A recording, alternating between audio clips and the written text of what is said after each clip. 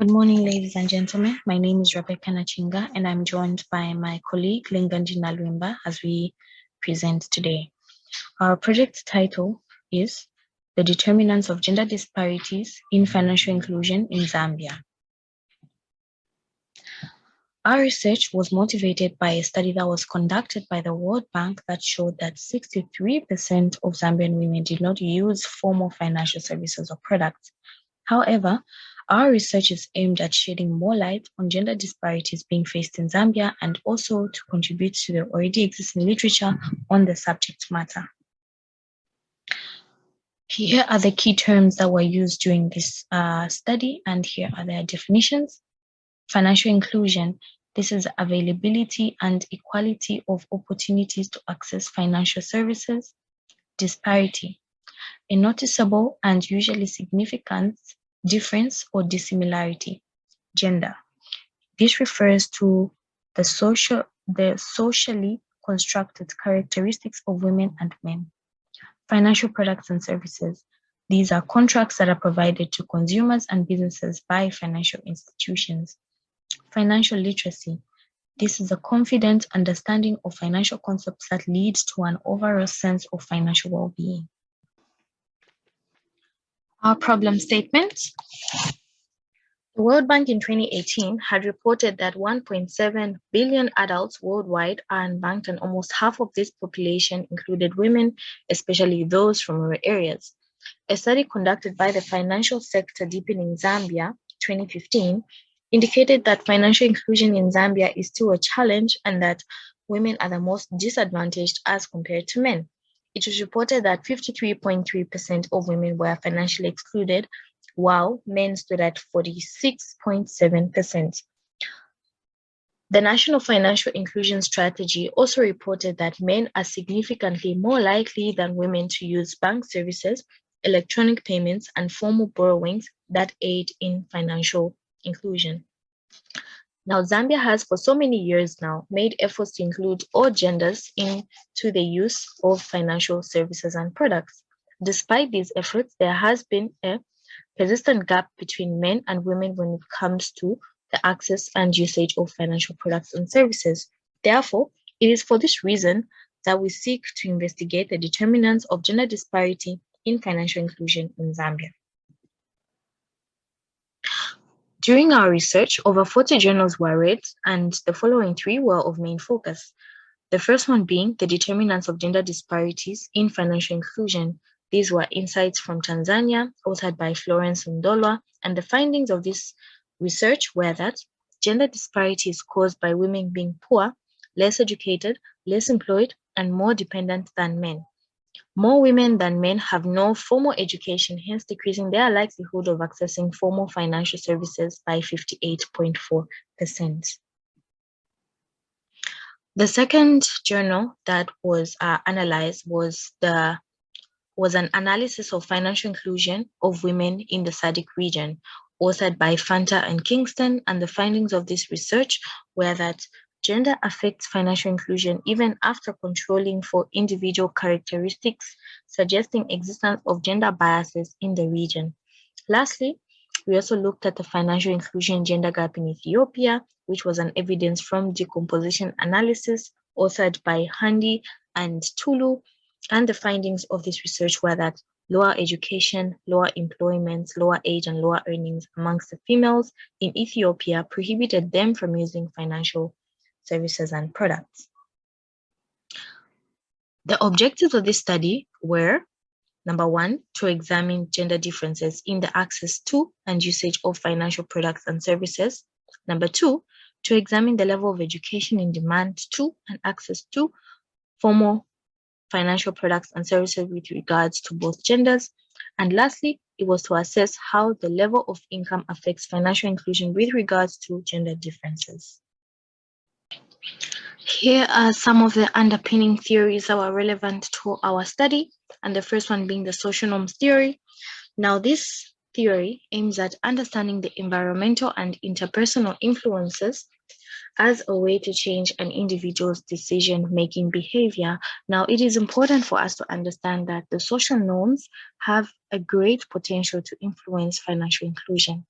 The second one is the access to finance theory, and this theory will help us highlight some of the factors that are possible hindrances to women's access to formal financial services and products. The third one is the theory of the savings of the poor, and this theory elaborates the many ways in which the poor and the low-income men and women save and manage their income, and how this contributes to the gender disparity in financial inclusion. Lastly, we have the theory of planned behavior. Now, this theory predicts an individual's intention to engage in a behavior at a specific place and time. This helps us examine an individual's attitude towards money and how this can affect their ways of saving, borrowing, and making use of other financial products and services. We also have our conceptual model here that was adapted from our primary journal, The Determinants of Gender Disparities in Financial Inclusion, authored by Florence Mdolwa. And our independent variables are age, level of income, level of education, and our dependent variable is financial inclusion.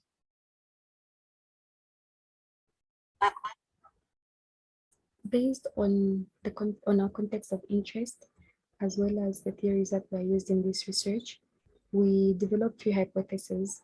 The first hypothesis was to help us determine whether there's a significant relationship between age and financial inclusion. The second one was to help us determine whether there's a relationship between level of education and formal account ownership. And lastly, it was to help us determine whether there's a significant relationship between level of income and financial inclusion. We adopted a mixed method design as our research design, reason being we had used both qualitative and quantitative data for our research. Our population size was customers of financial institutions in Kitwe that have accounts with these institutions and above the age of 18. We adopted a sample size of 200 because our population size was unknown. This is with respect to MUIA's 2017 research that recommends that 200 be used as the minimum sample size for an unknown population size. Our data collection tool was a questionnaire with a 5-point Likert scale. And our data analysis technique was regression analysis, as well as, lastly, our data analysis tool was the statistical package for social science SPSS. In order to ascertain the contribution of the independent variables on the dependent variable, we can tell from the level of significance in the table that income has a greater impact on disparities of financial inclusion compared to age and gender. Our sample profile was categorized into 4 variables, namely gender, age, level of education, and occupation. Out of 215 respondents, we had a greater percentage being represented by men, and it catered for 62.8%. The age was mostly 18 to 25 and was represented by 30.2%. In terms of level of education, most of the people have been to university and are represented by 39.5%. Most of the people that had answered also were unemployed, and these were represented by 45.6%. For this hypothesis, this was a test statistic that was used. We used this because it was supported by our research model. And according to Pearson correlation, correlation is supposed to be equal to or less than 1. And it is evident from the table that there's a positive relationship between gender and financial inclusion. And also there's a positive relationship between age and financial inclusion, as well as income and financial inclusion. Reason being, all of these correlations are less than 1. Our study was important in that the data that was collected during this research will greatly contribute to the growth of the financial sector, because it will act as an aid when setting regulatory standards by the regulators of financial institutions for the participants in the financial sector. We encountered a couple of limitations during our research. And the first one is that it was difficult and time consuming in that we had to make sure that our questionnaire was translated in a language that all of our respondents could understand. We also had an issue with network disruptions. Reason being, our questionnaire was distributed via online platforms, and most of the respondents couldn't access this because they had experienced network disruptions. Lastly, there could have been biasness in terms of the way the questionnaire was answered by our respondents. We would like to recommend that future studies focus on the following.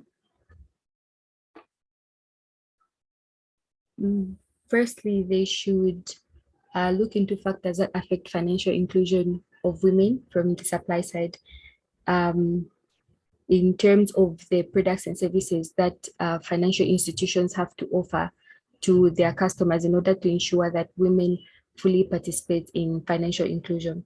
Secondly, they can also consider variables such as perceived quality and innovativeness, which may be useful to understand financial inclusion in developing countries.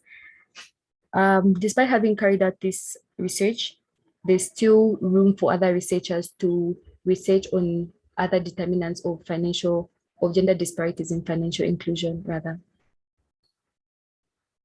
In conclusion, with the aim of our study being to analyze the determinants of gender disparities in the access and usage of financial products and services, we can tell from the results that have been generated from our research that our aim has been achieved, and also we can tell that there are gender disparities because the level of participation in financial inclusion by women is still lower than that of men.